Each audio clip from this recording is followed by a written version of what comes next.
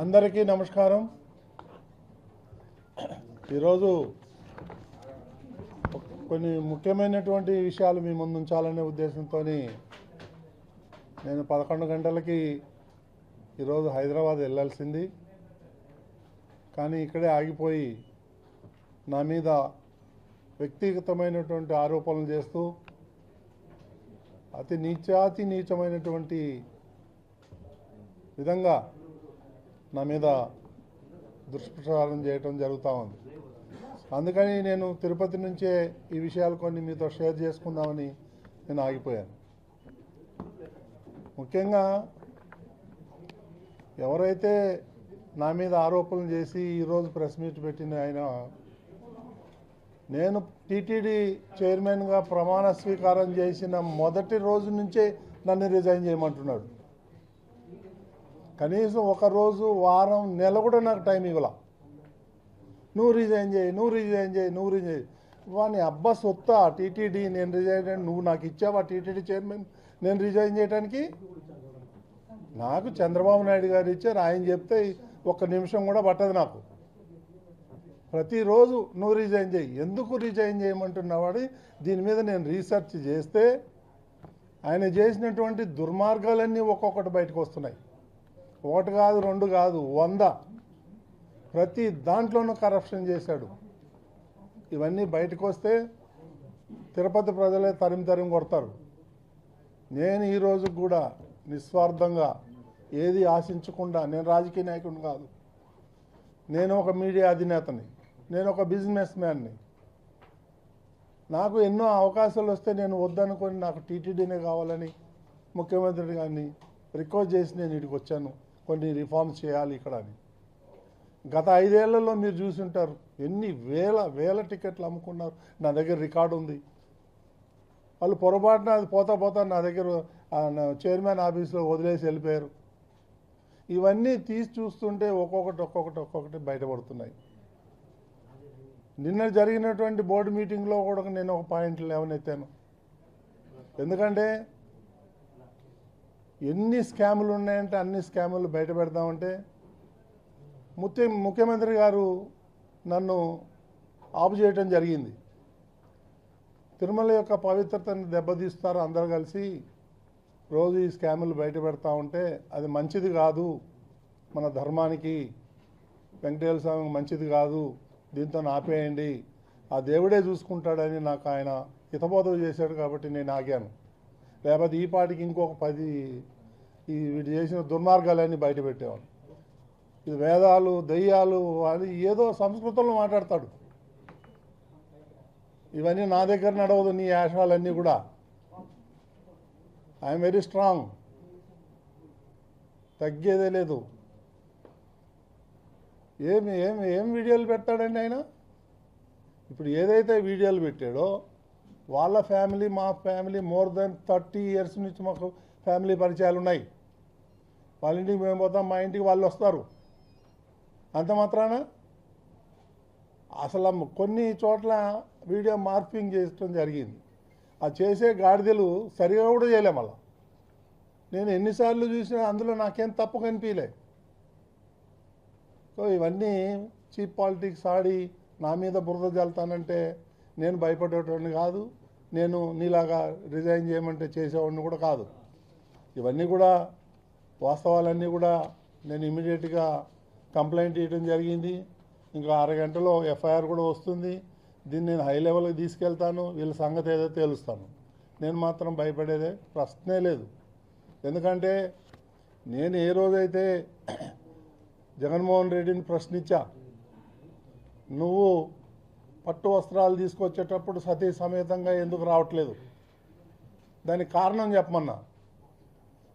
వాళ్ళకు బాధ కలుగుతుంది. దానికి నేనేం చేయను. హిందూ ధర్మం ప్రకారం సతీ సమేతంగా రావాలి. భార్య లేకపోతే అదొక డిఫరెంట్ ఇష్యూ. గతంలో రాజశేఖర్ రెడ్డి రాలేదు, జగన్మోహన్ రెడ్డి రాలేదు. ఈ భారతి పేరు ఎత్తానని వాళ్ళ కోపం. నేను ఎందుకు ఎత్తకూడదు భారతి పేరు? ఆమె వస్తే ఆమెను ఎందుకు నేను ప్రశ్నిస్తాను? ఆమె రాలేదు కదా. ఇవన్నీ పెట్టుకొని బీఆర్ నాయుడు టీటీడీ చైర్మన్ ఉంటే నా ఆటలు ఏమీ సాగవు, రోజుకొకటి వస్తూ ఉన్నాయి అనే ఉద్దేశంతో ఈ బురద జల్లే కార్యక్రమం. ఇప్పుడు ఈ వీడియోలు కంప్లైంట్ చేస్తే నా ఫ్యామిలీ మెంబర్స్ చేయాలా, లేకపోతే ఎవరైతే వాళ్ళు ఉన్నారో వాళ్ళ ఫ్యామిలీ అన్నారో కంప్లైంట్ చేయాలి. ఎవరికైనా కంప్లైంట్ చేశారా, ఎవరికైనా చెప్పారా? కొన్ని అయితే మా ఇదివరకు అందులో ఉన్నటువంటి కొన్ని ఫోటోలు అయితే నేను 20-25 ఏళ్ల కింద దిగిన ఫోటోలు అవి. ఆ ఫోటోలు ఈ ఫోటోలు మిక్స్ చేసి దానికి ఒక మ్యూజిక్ పెట్టి ఈ సన్యాసులకు ఏం పని లేదా? నన్ను వ్యక్తిగతంగా టార్గెట్ చేస్తే నేను మీడియాలో ఉన్నా, నీకు చుక్కలు చూపిస్తాను, నీకు కానీ సుబ్బారెడ్డికి కానీ. కరుణాకర్ రెడ్డి, నువ్వు మద్రాసులో పోయి ఏమేం చేసావో నాకు తెలుసు, వైవి సుబ్బారెడ్డి ఏమేం చేసావో నాకు తెలుసు. అవన్నీ బయట పెట్టమంటారా? ఇవన్నీ చీప్ పాలిటిక్స్ నా దగ్గర జరగదు, అర్థమైందా? నేను హైదరాబాద్ నడిబొడ్డున నేను ఉండి వ్యాపారం చేస్తున్నా, నేను ఎవరికి భయపడేవాడిని కాదు. ఈ చీప్ పాలిటిక్స్ ఒకటి కాదు, రెండు కాదండి వీళ్ళు చేసిన అరాచకాలు. నువ్వు ఏ ఫైల్ తీసుకున్నా అన్ని దొంగ లెక్కలే. ముఖ్యమంత్రి గారు ఆగమన్నారు కాబట్టి నేను ఆగాను ఇన్ని రోజులు. కాబట్టి ఇవన్నీ చీప్ పాలిటిక్స్కి భయపడేది లేదు. నాకు అలాంటి ఉద్దేశాలు లేవు. నేను ఇట్లాంటి పిచ్చి పిచ్చి పనులు చేసేవాడిని కాదు, నాకు అలవాటు లేదు చిన్నప్పటి నుంచి. నా మీద ఇటువంటి లేనిపోని కొన్ని మార్పింగ్ చేసి నా మీద బురద చల్లితే మాత్రం నేను ఊరుకునేవాడిని కాదు. నేను లీగల్గా ఫైట్ చేస్తాను, వాళ్ళ సంగతి చూస్తాను. నేను ఎవరెవరైతే ఈ ఫార్వర్డింగ్ మెసేజ్లు పెడుతున్నారో, రేపు 1 మ్యాన్ కమిషన్ వస్తుంది. రేపు ఈ 1 మ్యాన్ కమిషన్ వస్తుంది, దీన్ని డైవర్ట్ చేయాలి. ఈ దొంగలకి డైవర్షన్ పాలిటిక్స్ బాగా వచ్చు. ఎప్పుడు ఏం చేయాలో, ఎలా చేయాలో, డైవర్ట్ని ఎట్లా చేయాలో అనేది. ఇది ఒక టాపికా? దీనివల్ల ఎవరికి నష్టం? సమాజానికి ఏమన్నా ఉందా? నేనేమన్నా తప్పు పని చేశానా? ఏమున్నాయి ఆ వీడియోలో చూడండి మీరు, అందులో ఏం తప్పు ఉంది? ఫ్యామిలీ ఫ్రెండ్స్ ఉండరా, కలవరా, పోరా, రారా? నాది 20 సంవత్సరాల క్రితం ఉన్నటువంటి ఫోటోలు పెట్టి మార్పింగ్ చేస్తారు. ఇవన్నీ నా దగ్గర నడవదు. నేను చెప్తున్నాను, నేను లీగల్గా ఫైట్ చేస్తాను, దేనికైనా సిద్ధంగా ఉన్నాను. నువ్వేదో బుడబుక్కలు బెదిరింపుకు నువ్వు దిగిపో. ఇది ఒకసారి కాదు, 100 సార్లు చెప్పినావు. నువ్వు దిగమంటే దిగటానికి రాలేదు నేను నేను ఈ ప్రాంతానికి చెందినవాడినే. నువ్వన్న పక్క జిల్లా నుంచి వచ్చినావు. కాబట్టి ఎందుకంటే చెప్పాలంటే చాలా ఉన్నాయి వాళ్ళ భాగవతం కూడా. ఇక నేను ఊరుకునే లేదు. నా దగ్గర కూడా ఇన్వెస్టిగేషన్ జర్నలిజం, నా దగ్గర కూడా సీనియర్ జర్నలిస్టులు ఉన్నారు. వీళ్ళ కథలన్నీ తెలుస్తా నేను.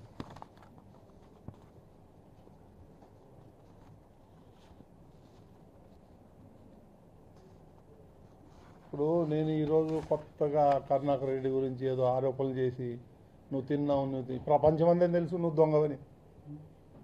ప్రపంచమంతా జగన్మోహన్ రెడ్డి గజ దొంగని ఈరోజు నేను చెప్పక్కర్లేదు. 1000 కోట్ల లక్షల కోట్లు తినేశాడు. ఇవన్నీ డైవర్షన్ పాలిటిక్స్. నా దగ్గరకు వచ్చి నేనేం చేసి, నేను చాలా ఆనెస్ట్గా ఉన్నా. నా వల్ల టీటీడీకి ఏమన్నా చిన్న ఒక మచ్చ వచ్చిందా, చిన్న తప్పు ఏమన్నా చేశానా, ఒక్కటి చూపించమనండి. ఈ 1 year 2 months 3 monthsలో నేను నిస్వార్థంగా పనిచేస్తున్నాను. నాకు ఎన్నో అవకాశాలు వచ్చినా నేను టీటీడీలోనే వచ్చి ఇక్కడ పనిచేయాలి, కొన్ని రిఫార్మ్ చేయాలనే ఉద్దేశంతో వచ్చాను. కానీ నా పనులన్నీ వదులుకోవచ్చి నేను తిరుపతిలో కూర్చోవాల్సిన అవసరం నాకు లేదు. నాదేమి బతుకు తెర కూడా కాదు. నా బిజినెస్లో నాకున్నాయి హైదరాబాద్లో. కాబట్టి ఇవన్నీ చీప్ పాలిటిక్స్ మానేసి ఆయన పైన ఆయన చేసుకుంటే మా ఆరోగ్యానికి మంచిది. మీకేమైనా క్వశ్చన్స్ అడిగితే నేను చెప్తాను. నేను చెప్పేది అదే, రేపే వస్తుంది 1 మ్యాన్ కమిషను. కల్తీ ఉంది, అన్నీ ఉన్నాయి, పరకామని ఉన్నాయి, అన్ని కేసులు ఉన్నాయి వాళ్ళ మీద. నిన్ననే ఎందుకు వదిలేరంటే వాళ్ళు నిన్న మన వాళ్ళు కొంతమంది రిపోర్ట్లు వస్తే చూపించిన 1 కోటి పుస్తకాలు ప్రింట్ చేశారు 5 లాంగ్వేజ్ల్లో భగవద్గీత అని. 50 కోట్లు ఖర్చు పెట్టారు దానికి. 50 లక్షల్లో 32 లక్షల పుస్తకాలు ఇంకా గోడౌన్లో పడి ఉన్నాయి. అదొకటి అడ్డం మనకు. ఆ భగవద్గీతలో చూస్తే ఎవడు మొహాన్ని వస్తారు, అందులో ఏమీ లేదు. ఇలా ఆ భగవద్గీత పుస్తకాల్లోనే ఎలక్షన్ చేశాడు ఆయన. ఇప్పుడు ఆయన కొడుకు ఇరుకుతాడు, ఆయన ఇన్వాల్వ్ ఉన్నాడు ఈ స్కామ్లో. ఇవన్నీ నాకు అడ్డు కట్టేయాలని నా మీద ఇట్లాంటి చీప్ పాలిటిక్స్, చీప్ బురద. ఆ వీడియోల వల్ల ఎవరికి నష్టం, ఎవరికి లాభం అండి?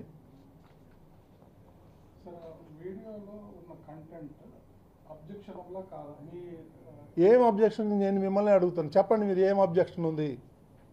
వెళ్తాము, మీ ఫ్రెండ్స్ మీ ఇంటికి వస్తాం, పోతాం, వెళ్ళేటప్పుడు హాయ్ బాయ్ చెప్పుకుంటాము. ఏముంది దాంట్లో? 30 ఏళ్ల నుంచి, ఇప్పుడు కాదు 32 ఏళ్ళ నుంచి పరిచయాలు ఉన్నాయి మాకు, ఫ్యామిలీ పరిచయాలు ఉన్నాయి. అదేం తప్పు ఉంది అంటున్నా దాంట్లో? వల్గారి ఏముంది? వల్గారిటీ ఏముంది? ఇవన్నీ చేసి బీఆర్ నాయుడుది కాదు, బీఆర్ నాయుడుది నీకు వచ్చేది ఏంది? నీకేం లాభం వస్తుంది? ఇప్పటి నుంచి కాదు కదా, డే 1 నుంచి నువ్వు అదే పాట పాడతావు. ఈ రకంగా వస్తున్నారు. నన్ను టీటీడీలో తప్పు పట్టేదానికి ఒక్క పాయింట్ కూడా లేదు. నాకున్న కోటాలో కూడా 50% కూడా ఇయ్యను. ఎందుకంటే భక్తులు చాలా ఇబ్బంది పడుతున్నారు.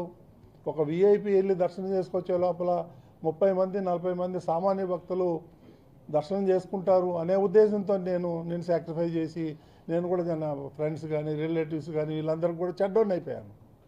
మీరు కూడా చాలామంది మీరు రిపోర్ట్లు అడిగిన నేను ఇవ్వలేకపోయాను. ఎందుకంటే నాకు ఎప్పుడు కూడా సామాన్య భక్తులే గుర్తు వస్తాడు. నాకు చంద్రబాబు నాయుడు చెప్పి పంపించిందే అది, సామాన్య భక్తుడికి పెద్దపీట వేయండి. నేను ఇక్కడ ప్రతివాడు వచ్చి విఐపి వస్తే పర్వాలేదు, విఐపి పేరు చెప్పుకొని ఎవరో కామన్ పర్సన్స్ అంతా వస్తూ ఉంటే విఐపి అని నాకు నచ్చలేదు, నాకు ఆ పాలసీ. అందుకని నా అంతటికి నేనే నియంత్రించుకున్నా, ఎవరి గురించో కాదు, నా అంతటికి నేనే. నాకు ఎవరు చెప్పలా. నేను ఇంత నిస్వార్థంగా వచ్చి నేను పని చేసుకుంటా ఉంటే ఇక నాకు రోజు బురద చల్లటం నా మీద. ఈ మధ్య ఏమయ్యా నువ్వు రోజు టీటీడీ గురించి మాట్లాడుతున్నావు అని అంటే, అన్నయ్య మరి ఇక్కడ తిరుపతిలో ఆ డ్రైనేజ్ గురించో ఆ ఎలక్ట్రిక్ గురించో మాట్లాడితేవాడు లోకల్ ఛానల్ కూడా వేయడు. టీటీడీ గురించి బీఆర్ నాయుడు గురించో చంద్రబాబు నాయుడు గురించి మాట్లాడితే హెడ్లైన్లు పెడతారు, కాబట్టి అందు గురించి మాట్లాడాల్సి వస్తుందని. ఇంత చీప్ పిల్లని నా జీవితంలో ఎప్పుడు చూడాల. రాజకీయం చేయి, నేను రాజకీయ నాయకుడిని కాదు, నువ్వు రాజకీయం చేయి, కానీ నా మీద చేయకు. నా దగ్గర మీడియా ఉంది, నేను తోలు తీస్తా.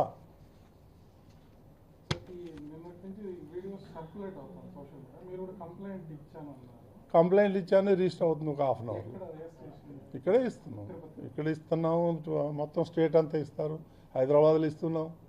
ఎవరైతే విక్టిమ్ ఉన్నారో, ఏదో గుట్టుగా వాళ్ళు సంసారం చేసుకునే వాళ్ళు హైదరాబాద్లో కంప్లైంట్ ఇస్తున్నారు. దీని అంత తేలిగ్గా వదిలేదు లేదు. హిందూ ముందు ఒక డైలాగ్ చెప్పినాడు నేను, ఆయన ఆ పూరం పోకోడు వాడు, నేను నన్ను అడిగితే వాడు పూరం పోకోడు, పని పాట లేకుండా రోజు ప్రెస్ మీట్లు పెడతాడు కాగితం పులిలాగా. సో వాడు ఏం చేస్తాడు, హిందూ ధర్మం ఛానల్ ఉంది బీఆర్ నాయుడికి, ఇక్కడ డబ్బులన్నీ తీసుకుపోయి హిందూ ధర్మంకి అకౌంట్లో వేస్తున్నాడు. అరే నీకు బుద్ధి జ్ఞానం, నువ్వు అన్నం తినేవాడు వాడు అయితే నువ్వు రా, నువ్వు కానీ నీ ఆడిటర్స్ని కానీ పంపి నా బుక్స్ అన్నీ పెడతా, చూడు ఏదన్నా ₹1 తేడా ఉంటే ఛాలెంజ్ చేస్తాను నేను. పనికి మాలిన మాటలు, పనికి మాలిన రాతలు ఇవన్నీ కట్టి పెట్టమని చెప్పి నేను అడుగుతున్నా. సార్ ఇప్పుడు వైసీపీ మొదటి నుంచి వాళ్ళని అన్ని మతస్థులుగా చిత్రీకరించే ప్రయత్నం జరుగుతూ ఉందని, హిందుత్వం మీద కుట్రలో భాగంగా మీ మీద ఈ రకమైన 100% దాంట్లో ఏం డౌట్ లేదు. నేను ఫస్ట్ బోర్డు మీటింగ్లోనే చెప్పాను, నేను ఇక్కడంతా హిందువులు పనిచేయాలి, నాన్ హిందూస్ వెళ్ళిపోండి. That is my first stand. దానికి నా మీద దాడి.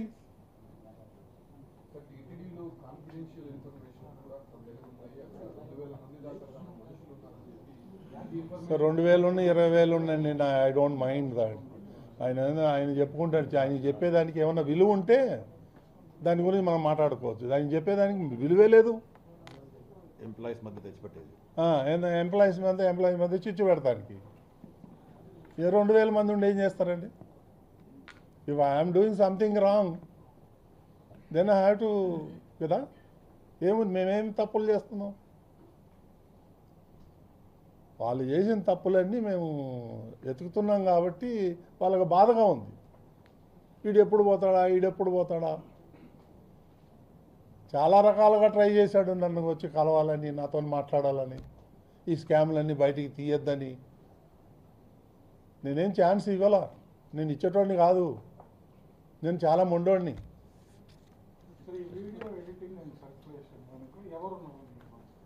ఎవరున్నారు చేసినోడే వాడికి తెలవాలా, వాడికే తెల. ఇప్పుడు పోలీసు వాళ్ళు ఎంక్వైరీ చేస్తారు, చూస్తారు. అది కూడా నేను వీడియో మొత్తం మార్పింగ్ చేశానని నేను అంటలేను. 1 or 2 ప్లేసెస్లో మార్పింగ్ జరిగింది. బిఆర్ నాయుడు అంటే అడ్జస్ట్మెంట్ కాదు, బిఆర్ నాయుడు అంటే బ్రాండ్ అయిపోయింది కదా, దాని నుంచి భయం. కాబట్టి ఇవన్నీ మీరంతా కూడా ఆలోచన చేసి మీరు కూడా ఒక 4th పిల్లర్ కదా మనమంతా. దాన్ని బట్టి చూడండి, మీరు గ్లోబల్ ప్రచారం చేసి తిరుమల తిరుపతి దేవస్థానం భ్రష్టు పట్టించాలని కంకణం కట్టుకున్నారు వాళ్ళు. లేకపోతే ఎప్పుడుదండి అది 20 ఏళ్ల కింద ఫోటోలన్నీ తీసుకొచ్చి ఇప్పుడు ఏదో ఇవి వాళ్ళు జరిగిపోయినాయి, నిన్న జరిగిపోయినాయి అంటే చేయటం ఎంతవరకు న్యాయం? దెర్ నో డౌట్ మాకు తెలుసు ఆ ఫ్యామిలీ తెలుసు, తెలియకేం కాదు. ఓకే అండి, థ్యాంక్ యూ వెరీ మచ్.